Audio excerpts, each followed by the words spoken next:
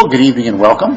This is Mike Harris on rentsradio.com, and today is Monday, April 7th, 2014. And I don't know where you listeners are at, but up here in Oregon, where I currently am, this is a Chamber of Commerce day.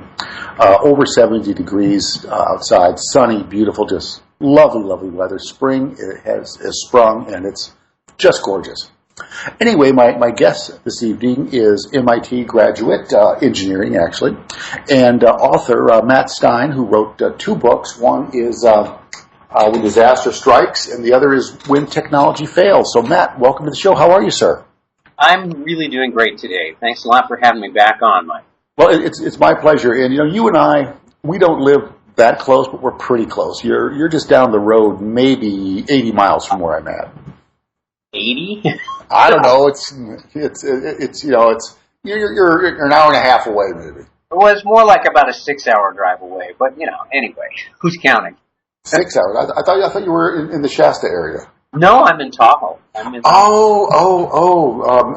culpa. I misunderstood. I thought you were in Shasta, not in Tahoe. Entirely different. That's right. You're up by Truckee. Right, I'm in Truckee. That's correct. Where the Donner Party had their infamous barbecue about 150 years ago. Well, what Truckee is famous for me, is something called the Tevis Cup. And what's the Tevis Cup is a 100-mile horse race along the American River from Truckee to Auburn. Oh, yeah. The caveat is you have to finish within 24 hours. And they've got a number of stops along the way where they take your horse's pulse and respiration to see how stressed the animal is. And it really is a compliment to both horse and rider if they're fit enough to do it. I attempted and was pulled at a place called Michigan Bluff, which is at the 60-mile mark. But that's what Truckee is famous to me for. Okay. Yeah. Anyway, so just trivia, just ghosts from my past and all that. So. Yeah, and they have the Western States 100 running race too, where people actually run that distance on the same course, I think, or almost the same course, which is pretty mind blowing.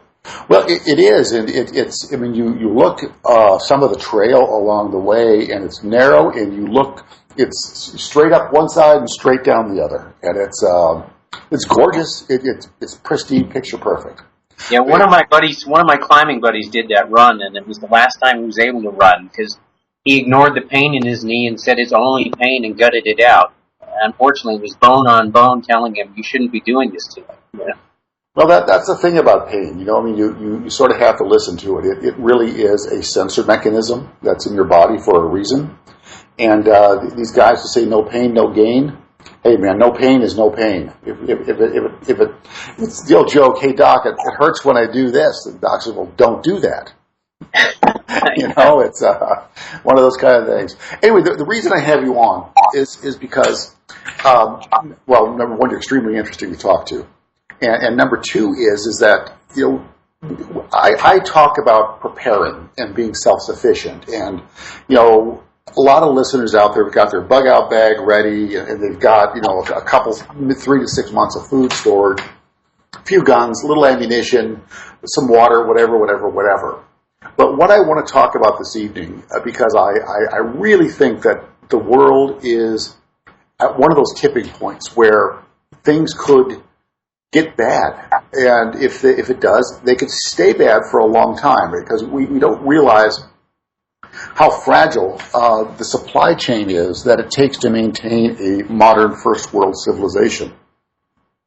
And so I think people really need to listen and start thinking and playing the longer game.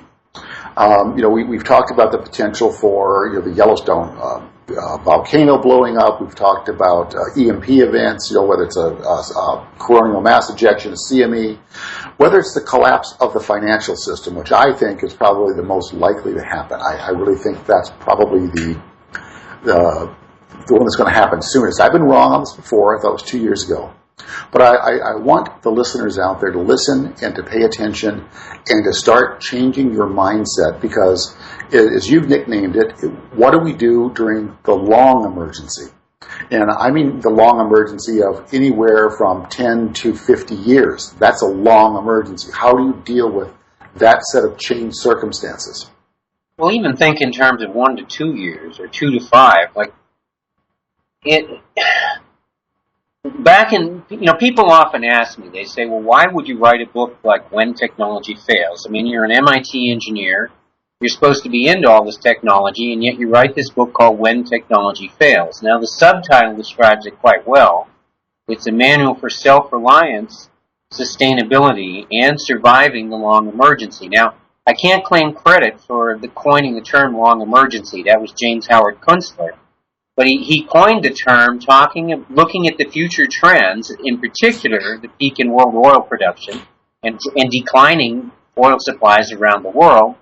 And he said, eventually this is going to catch up to us because since the 1960s, we've been using oil faster than we've been discovering it. Now, back in the early 60s, when you had a fraction of the technology we have today, I mean, think about computers in the 60s. A giant room full of air-conditioned stuff would do less than your iPod tablet will do.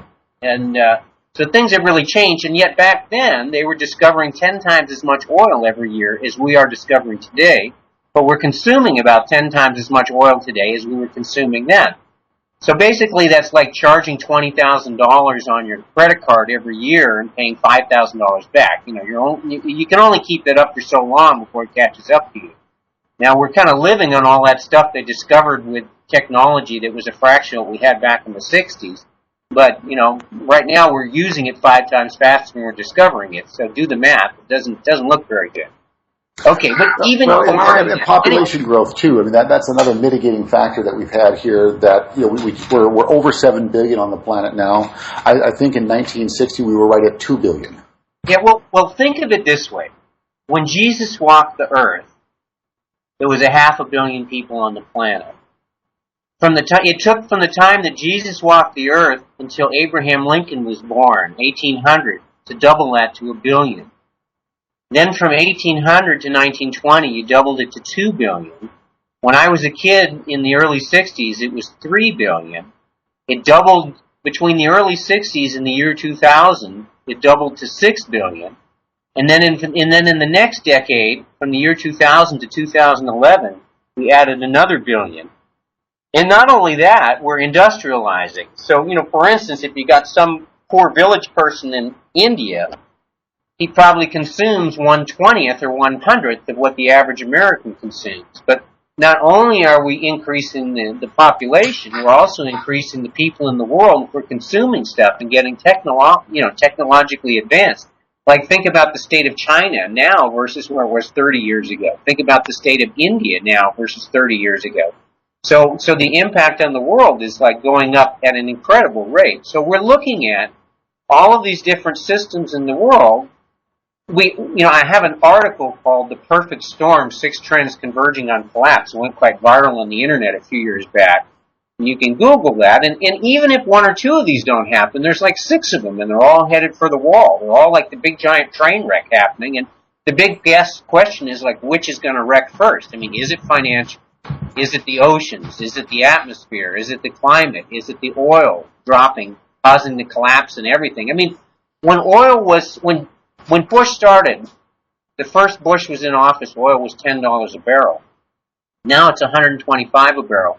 When it hit, or about $110 a barrel, when it hit $150 a barrel in 2008, that was like the straw that broke the camel's back, and the world's economies just went into a tailspin and collapsed. So, things, granted, were bubbling in many respects, but it's really oil. Everything hinges on oil that makes our world go around, and hopefully we'll get off it one of these days, but I don't see that happening real soon. But let me backtrack a little. People say, well, why would you write a book like this, When Technology Fails? Well, back in 1997, I'd had, at that point in time, roughly 20-year practice of daily prayer and meditation. Nothing fanatical, a nice way to start my day. Sometimes as an engineer, when I'd be struggling with a problem and banging my head against the wall and not happy with any solution I could figure out, I'd kind of pray and meditate and ask for help. Pictures just snapped into my head, sometimes patentable solutions with answers to the problem. You could say, well, that's just your subconscious working on it. Well, in 1997, I made a generic request in my morning session, and I just asked for guidance and inspiration. And sometimes I wished I'd never opened my mouth and asked that. But what I got was this pictorial storyboard outline dumped into my head instantaneously for this massive book project to help people plan for and deal with and cope with these huge instabilities in the future. And then not a very distant future, a fairly near future. Now realize when I got this dumped into my head instantaneously, the second intifada hadn't happened in Israel. The Middle East was relatively quiet. .com was booming. Building was booming all over the country. Business was booming in America like they'd never seen it before. And the future projection looked totally rosy and wonderful. And I get this semi-apocalyptic book project dumped into my lap.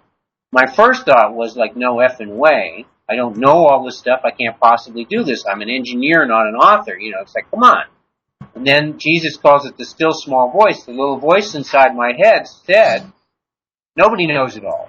And it assured me that I had the skills and talents, if I chose to take on the project, that I'd be able to take it to completion. Well, I didn't just jump right up and say, God talked to me today, and I'm going to write this cool book to help people in these coming times of turmoil.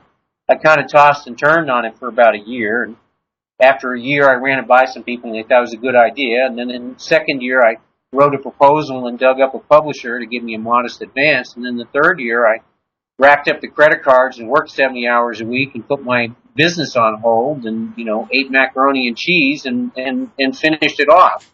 And then I made a major update in 2008.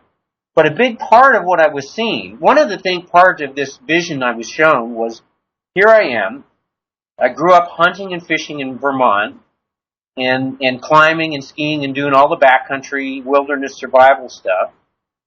And I'm an engineer from MIT. I was a carpenter. I'm really good with my hands. I've turned metal. I've cast metal with old-fashioned sand casting. I've thrown pottery and fired it in pits. I've blown glass the old-fashioned way. And yet, if I had been dropped into the middle of the Amazon basin, this is what I was shown in 1997, I would not be able to replicate a damn thing from our modern technological civilization, and I may not be able to survive if I was dropped with no knife, no guns, no fish hooks, no nothing. Me with all my skills and talents, I may not be able to survive. So I was given this homework assignment to put together this huge book to help people live more self-reliantly, more sustainably, meaning, maybe if we actually change the way we do things on our planet, we won't crash it that bad. And so, how could I, and think about this, if all of a sudden everything fell apart, wouldn't you much rather, fall back on 18th century technologies and, live the way, people did in Abraham Lincoln's day, rather than go back to the caveman and Mad Max scenarios? So part of my book is compiling these old technologies that, in my grandparents' day, my grandmother's day, she grew up in the day of when she'd take a 2-day horse cart trip from Chelmsford, Massachusetts to Boston, a day down and a day back, once every couple months to buy supplies when she was a little girl. Now it's a bedroom community, and it's an easy commute into Boston on the freeway. So, times have really changed. So, in her day, someone in every community knew how to make, grow, or fabricate the basics of what was needed to have a reasonable standard of living. And so, part of my task was to find and dig up those sources of information so I could teach them in an easy way for people to understand. So if things really did fall apart, like whatever it was, higher source that, gifted me or tasked me or burdened me with this task of writing this book, indicated people were going to be needing, then they could do it. So now it turns out like my book is kind of phone book size, and people complain it's too big for the grab and go kits. So I've got a condensed version that's more focused on emergency prep and survival called When Disaster Strikes. It's perfect for your go bag. But the big book is phone book size, and even then, I gave the rudiments and all of these things, like how to make a backyard foundry, how to do sand casting, how to churn milk into butter, how to make cheese, how to make soap, how to spin and weave, how to make cordage, so you could, how to make snares. So all of that information is a huge amount of information. So the book is huge as it is. So what I did was I condensed it into sort of Reader's Digest version. So if somebody is handy and good and had nothing but my book, then they could figure it out. But each chapter ends in a resource guide. But let me ask you a question. I have a question for you because you just hit on something interesting here. This is your book, and I have a copy of it, and I've been reading it, and I find it fascinating. But this is really the abbreviated version. What would the expanded version look like? And maybe that's your next task. No. With one book, you can't do it. So the abbreviated version gives you enough so if you're handy, you can do it just with my book. But then each chapter ends in a resource guide. So you build your survival library, you build your sustainability library, you build your self-reliance, your self-healing library.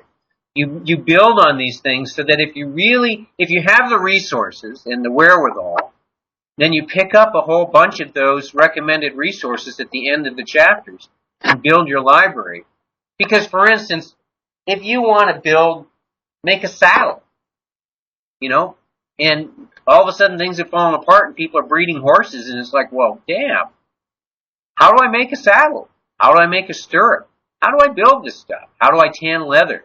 Well, I give you some basics in there, but I also have a resource guide in one of the chapters that tells you if you want to make your own tack and your own saddles and your own gear, horse gear, these are the best books in the world. Now, I figured out between the first edition, I had 2 years of labor and a year of lost wages, and in the second edition, another year of labor.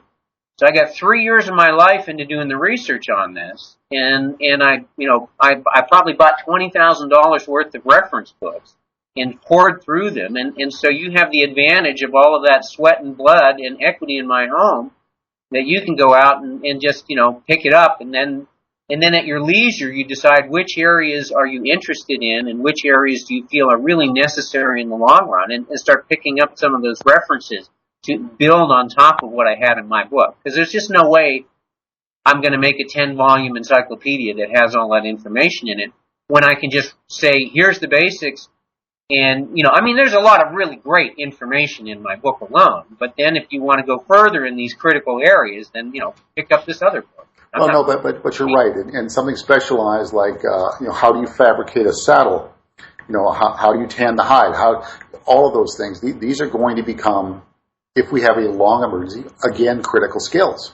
And I can't emphasize enough to the listeners out there to really take the time to examine this. Because even if you do nothing else, if you read the book, it will help you become a more sustainable economy on this planet, to where we're not consuming, through plastic water bottles and doing everything else, where we can actually build a plan and survive on our own, perhaps. I don't think the system wants us to do that, but I think that's all the more reason why we should. The system doesn't want you to do that at all. But, if the system falls apart, it's not going to be there to care for you and say, oh, we're really sorry that you were so relying on the system. And, our shoes come from China and Indonesia and the Philippines and Vietnam, and, nothing is made here in America anymore, except a few pieces, but rarely is anything made from ground up in America. So, if all of a sudden the supply chain falls apart and things aren't coming here, then we got 3 days of food within every metro area. We have a 3-day supply on hand. Everything's coordinated just in time.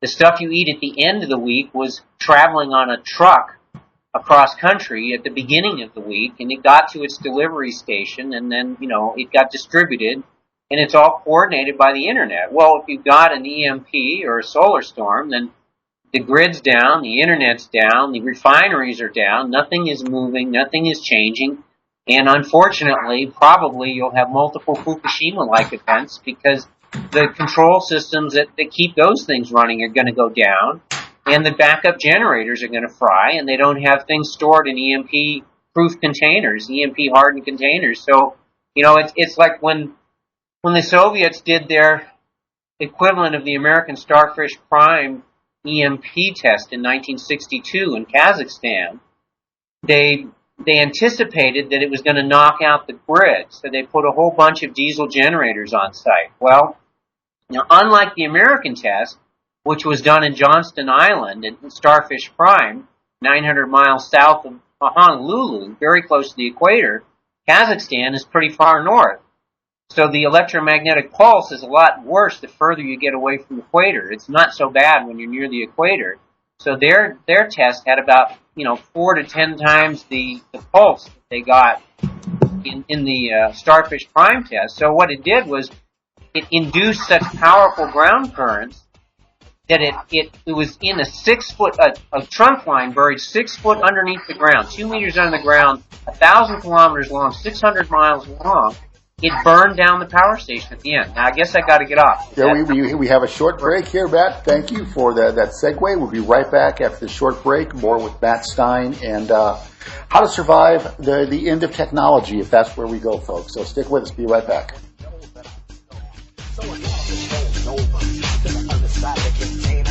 Ask the guy why you so fly, funky coma dad.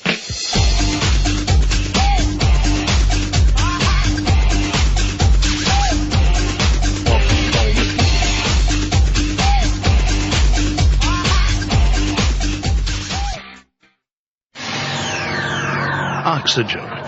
It's nature's oldest therapy and plays an essential role in destroying viruses, bacteria, mold, yeast, and fungus, and keeping the human body healthy and strong.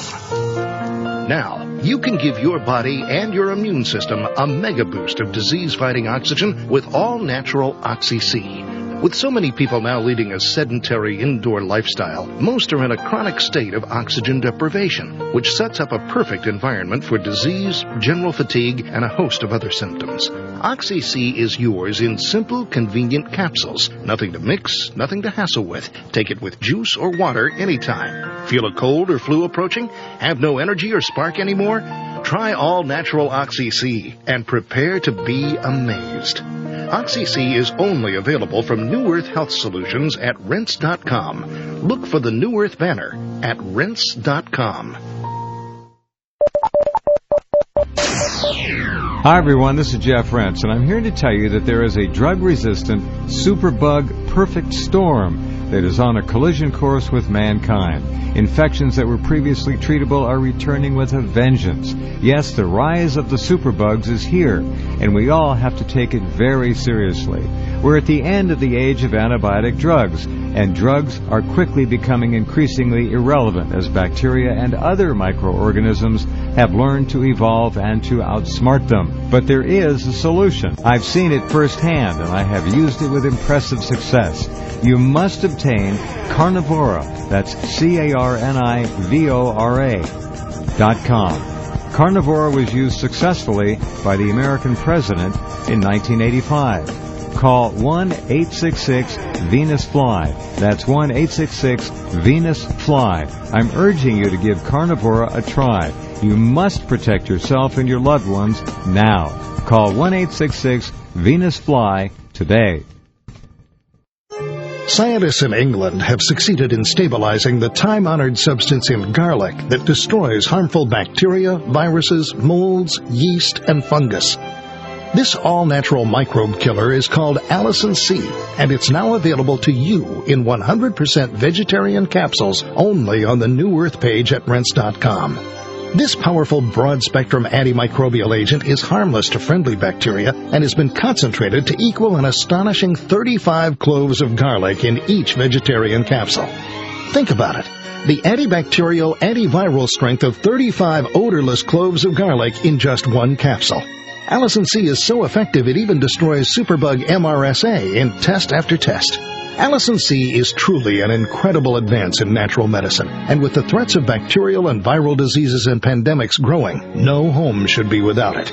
Learn more and order Allicin C on the New Earth page at Rense.com.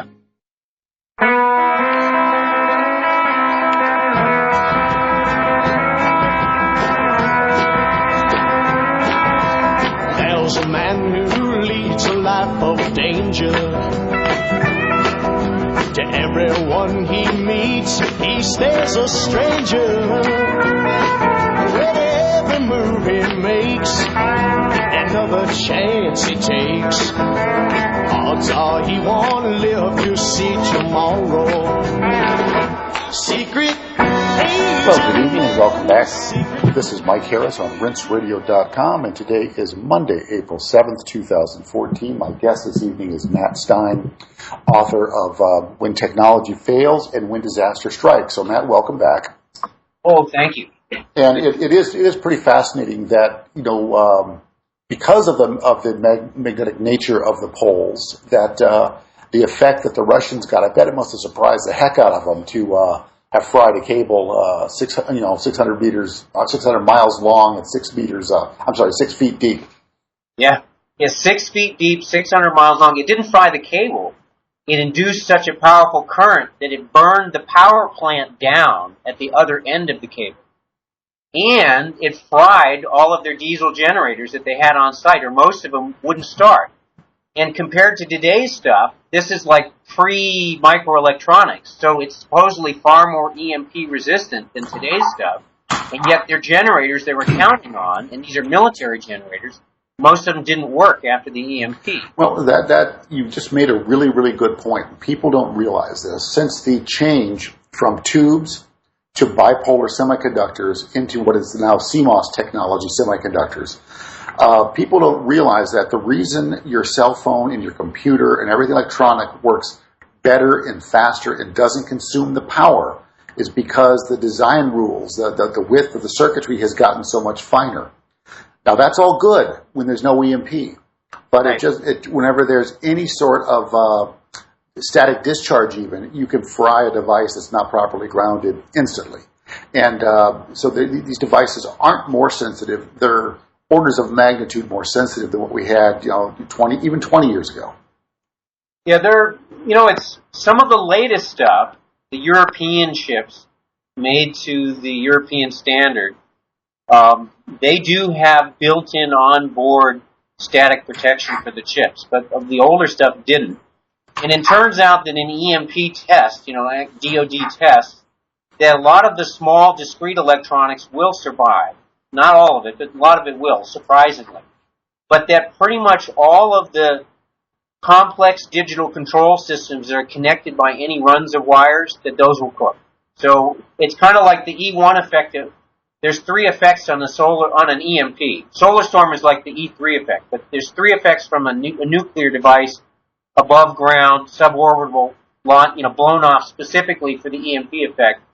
And the E1 is it's like imagine, rubbing your feet on the carpet and opening up your computers and sparking a bunch of chips and wondering, gee, I wonder what that did. That's kind of what happens with an E1 effect. It's like an electrostatic effect that happens at a fraction of a fraction of a fraction of a blink of an eye. Then the E2 effect is something that happens over about a half second to 2 or 3 seconds, and that's like 50,000 lightning bolts striking the earth in every square mile over the covered area. And then the E3 effect is like a long, slow burn that induces this big wave that's not synchronized in the high voltage systems that transmit power for the grid all over.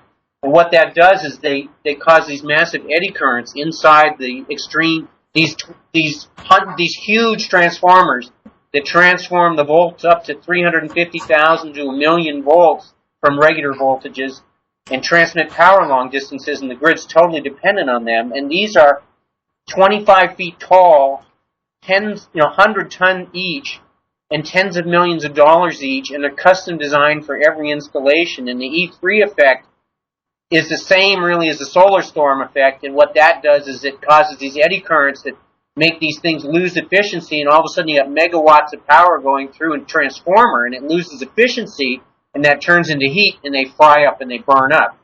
So you're looking at, like when, for instance, there was a solar storm that hit South Africa a few years back, and it caused 14 of these transformers to fail within the state. And then the result of that was that they had the only way for the next year, they had to ration power throughout the entire country of South Africa. So they had rolling brownouts for blackouts. Yeah, imagine trying to do work when 6 to 8 hours out of every day of the week, randomly, you're out of power, and try to get a backup generator. Like they couldn't be had.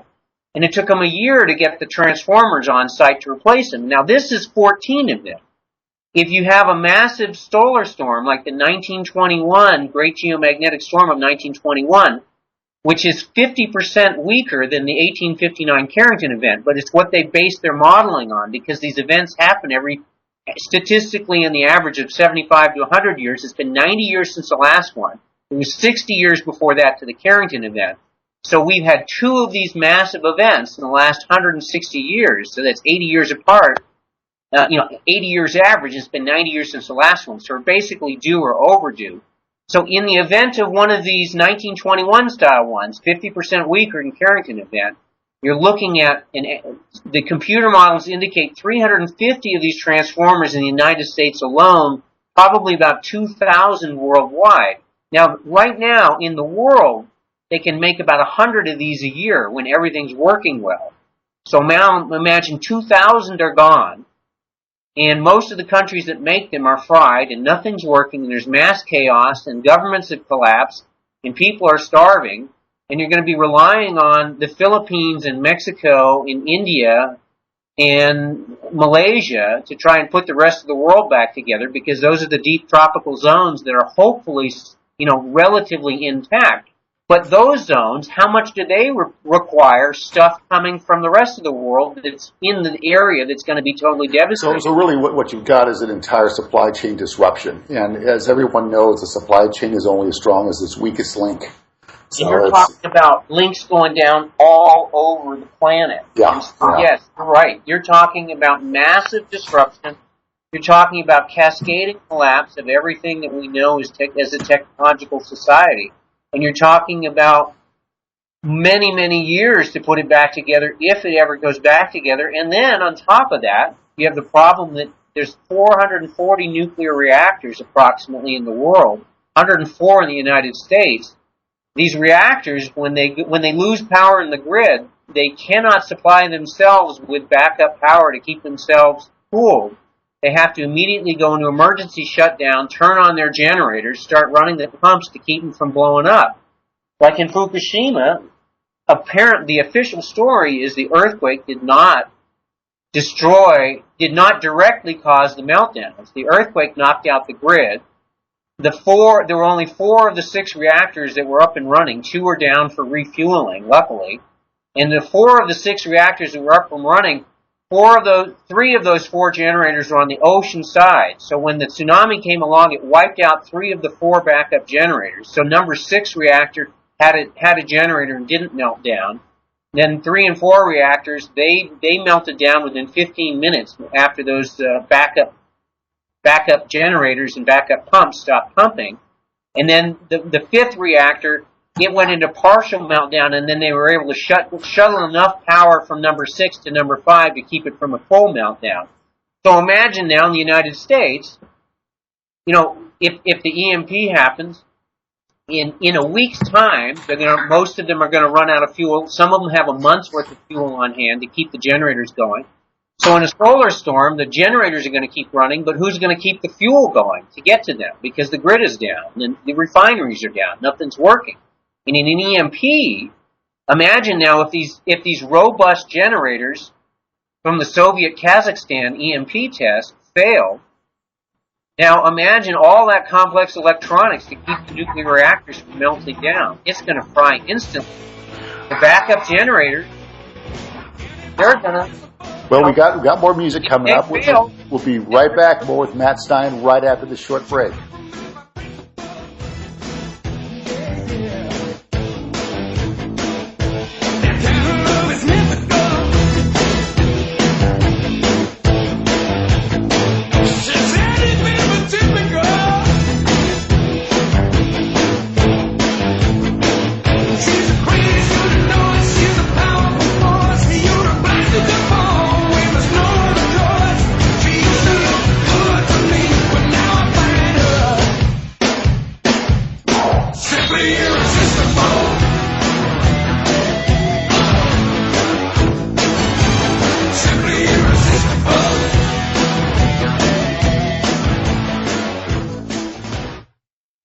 Whether your alleged government has told you or not, America has been receiving nearly non-stop airborne radiation in one form or another from Fukushima for 3 years in March. And now, with the radioactive polluted mass of the Pacific Ocean about to hit the entire West Coast, you must prepare yourself. The tragedy of Chernobyl resulted in the development of one of the most potent fighters of radiation poisoning known.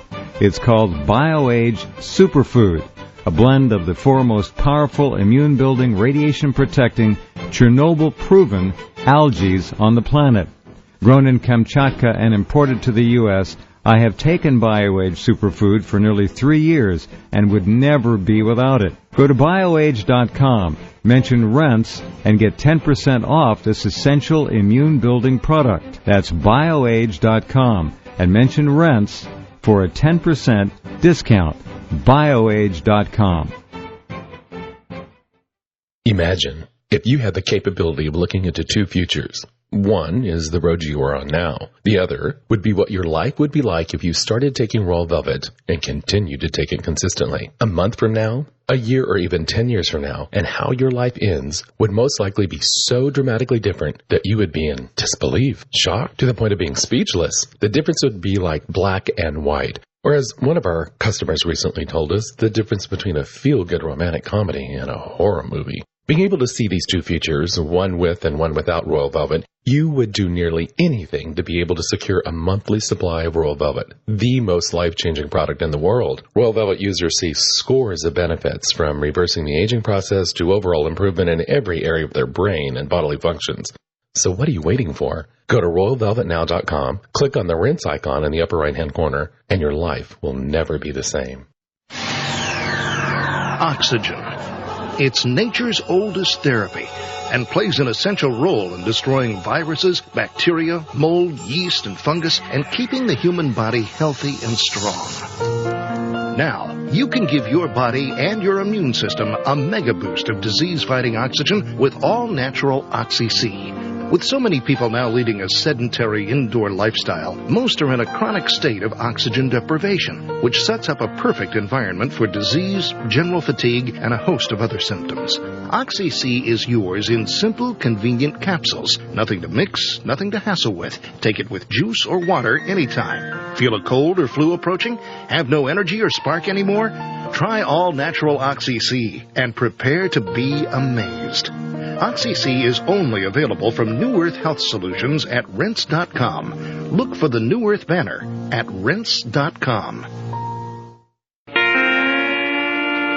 There's no more flowers, there's no more spring, there's no more promises of golden wedding rings. I'd love to care enough to slam another door, and I would, but I don't feel that way anymore. Well, good evening and welcome back. This is Mike Harris on Rinse Radio. My guest this evening is Matt Stein. And Matt, before we go any further, I want to ask you the question that everybody out there needs to know. Where can they get your book?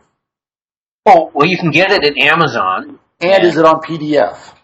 It's in ebooks. I'm not sure about PDF, but Okay. you can get, it's on Kindle and it's on Barnes & Noble ebook. You can also go to my website, whentechfails.com. If you want to order an author signed copy, or mattstein.com actually has the signed copies. And there's a lot of really great, totally free information. If you don't have the money for a book, please go to whentechfails.com and click on the articles, get your grab-and-go kits, how to survive a superbug, the kind of things you need for your self-healing kit, a lot of how to purify water, without any high-tech devices, a lot of really great information, totally free at whentechfails.com. Okay, well, I want to direct, we're getting short on time, so I want to ask your advice. Let's pretend, hypothetically, that we have a 90-day window before we're going to have the event. I don't know what the event's going to be, but it's going to be the event. Let's pretend we have 90 days. What would your advice be to the listeners, the most important things that they should prepare for if they're going to encounter a long emergency like this? What are first things first? What's most important? Well, There's a bunch of really important things, but top of my list is foraging skills, self-healing skills and herbs, first aid, developing your inner compass, your ability to tap into that spiritual DNA that's part of every human being that helps guide them. With spirit, you can see around corners, you can get the guidance to know what to do. When there's no CNN, when there's no internet, when there's no TV, and your people are flipping out and people are starving and there's riots, like, how do you know which direction to turn that's not going to take you into jaws of death? How do you know which is the optimal way to go? Very important. And we'll do the pit of my stomach exercise, which I teach in both my books, When Tech Fails and When Disaster Strikes. All of those things are important. Naturally, there's the things that everyone thinks about, some guns and ammo, food storage, but think portability. Think multiple ways of covering your butt. You know, I have a four-wheel drive pickup. I have a wonderful travel trailer with a big 250-watt solar panel and an inverter. And I've got my go bags. I've got stuff that can go on my back, and I got stuff that can go in my pickup. Now, naturally, I'd much rather bug out with everything, if I have to bug out, with everything in my pickup and my nice trailer. But that may not be an option at that point in time. So you have to be ready for foot travel. You have to think about this. So think about long term. And I want to give you a little story that illustrates the value of foraging skills. Go back to that first one. You know, a lot of guys, we're in a heavily armed country. And, I grew up in Vermont, and people who hunt, you know that everyone wants to go out the first day of hunting season because that's when game is plentiful. And the last day, it's like often I ask people, how many people in this audience, big audiences, had a good day of hunting season the last day of hunting season? I've seen 2 hands go up out of thousands of people. One was a woman who got a 10-point elk, and one was a guy. That's not a very good odds. When things fall apart, it's the last day of hunting season all over. So here's a little story to illustrate that. 10 years or so ago, I was on the air, and it was shared people on the air, and one of the guys might have been Cody Lundeen. I didn't know who Cody Lundeen was 10 years ago. Probably was him, but I can't swear by it. He ran a school in Arizona for teaching primitive living skills and survival. And he said at the end of the week or so of workshop, and people would split into groups. Typically the men would go off in one group and the women in another. And the men would focus, and this is like 3 days out, no knives, no fish hooks, no guns, nothing other than the clothes on your back. At least you got those. And you had to fabricate and do things the old Indian way, whatever you could do with your bare hands. So the men would focus on hunting and fishing, and the women would focus on foraging for edible fruits, nuts, berries, tubers, things like that. Well, come day 3, pretty much invariably, the women would take pity on the starving men and share their bountiful harvest that they'd foraged for. Because without the benefit of tools, modern tools, the men were pretty pitifully lacking in terms of their fishing and hunting abilities. And now projected out to you've got a population of 350 million people, and a lot of them are heavily armed, and they're out hunting for stuff and fishing for stuff. Well, it's not going to be long before that stuff is gone. So the people who have the other skills will be way ahead of the game. Now, another little story to share that's real important.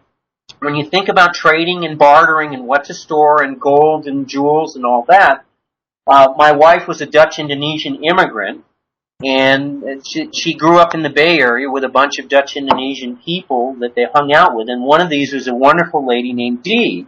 And she and her husband had grown up pretty poor in the hill country in Indonesia on a farm, small farm.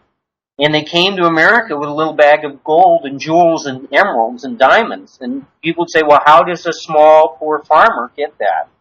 Well, during the Japanese occupation, then followed by the World War II, and then ending in the Indonesian Revolution, there was a lot of rich people who were starving. And each one of those little jewels inside of her bag of jewels that got them started in America and bought a house and brought them to America, each one of those is worth a sack of grain or a bag of vegetables. So think about it. When you're storing stuff, if you don't have a lot of money, instead of focusing on like the gold and things, which I'm not saying is a bad thing to have, but that gold buys a lot of stuff now. It doesn't buy very much stuff when things fall apart. Okay, so next, self-healing and herbs. I have a great chapter in When Tech Fails on alternative healing, and one of the top things to have in there, and you need to practice this and get this together now, because when things are cold and hungry and people are starving, and when are 10 million people going to pee and poo when the power's out and there's no sewage and there's no water treatment? Think duck ponds, and think drinking out of that duck pond with millions of people peeing and pooing everywhere. It's like pretty soon cholera and dysentery and really nasty pandemics are going to be just floating like crazy. So think colloidal silver generators, think homeopathy, think miracle mineral supplements, think how can you build your bag of tricks. Also, hey, if you've got access to pharmaceuticals, think stocking up on antibiotics, think stocking up on painkillers, think having a great first aid kit where you can stitch a wound or set a limb if you need to. Start building these skills and build your library of books like field medicine, ditch medicine. How do you do that stuff if you don't have a doctor? Can you at least open the manual and do things yourself? Now, here's perhaps one of the most important things I'm going to teach you in the last few minutes.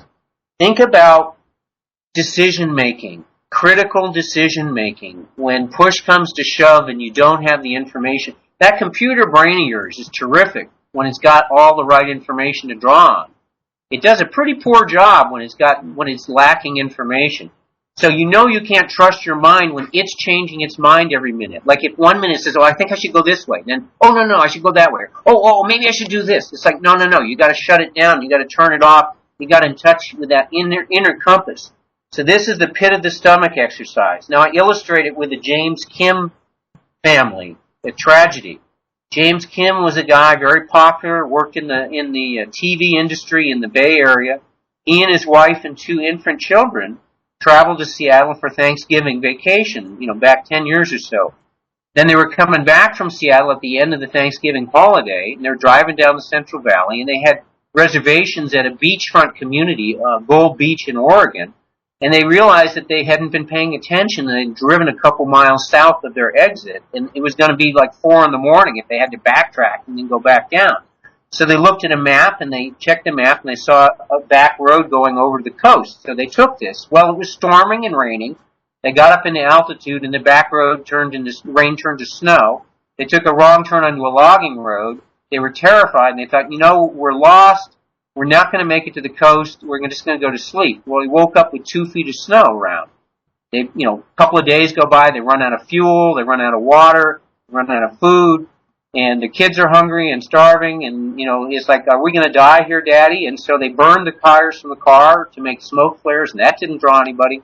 So then James Kim decided, well, I'm just going to head down the river and, follow the river to civilization. That's kind of a rule, but realize that in a survival situation, rules are guidelines. What's right in one situation may not be right in another. So, okay, backtrack. Here's what you should do. Pit of the stomach. When you're freaking out, you got to shut off the rational mind. You got to get in touch with this inner compass, this wisdom of the spirit. It's built into each and every human being. Breathe deeply. Offer a prayer. People get religious often in a hurry when they're in trouble. Feel the area between your belly button and your rib cage and keep breathing until it relaxes. You're going to shut off the mind. Now think in pictures, not linear thought. Pictures. So what would James Kim do? He'd picture himself going down the river. And then if he feels his stomach and he feels it tighten into a knot, bad choice. If he feels a queasy, yucky, sort of sickly, nauseous feeling, bad choice. And it's like, whoa, I thought that's what I should do. Okay, maybe I should do something else. So breathe deeply, pray again, ask God, Jesus, Buddha, whatever. Keep breathing. And then when you feel it relax, make another picture. See yourself maybe hiking up to the ridge. Maybe he'll see like a fire. Somebody's smokestacking chimney going off in the distance. Maybe he'll see an airplane that's looking for people. Who knows? A power line. Who knows? Yeah. Anything. Right. So he feels the stomach then. If he feels a bad choice then, it's like, oh, wow, what do I do? And then maybe maybe I should stay in the car. Which is the mind is screaming at you, don't stay in the car. It's a chicken thing to do. It hasn't worked yet. You're going to die. You're going to starve. Your family's relying on you. You got to save them. Well, okay, back to what really happened. Well, James Kim went downstream. He wasn't properly clothed. He got cold and wet. It was a storm. It was all the snow around. He was found 2 days later dead. face down a half a mile above a hunting cabin. If he'd known there was a cabin a half mile, maybe he could have made it and broken in. What happened to the family?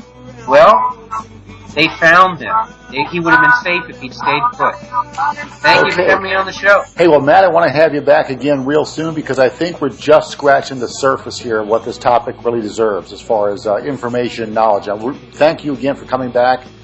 Tomorrow night, I have Joe Adams as my guest. And, folks, if you're looking for medicines, there's something I found called offshorepharmacyreview.com. Go there, best offshore pharmacies. Thanks. Bye-bye. After all, I knew it had to be something to do with you. I really don't mind.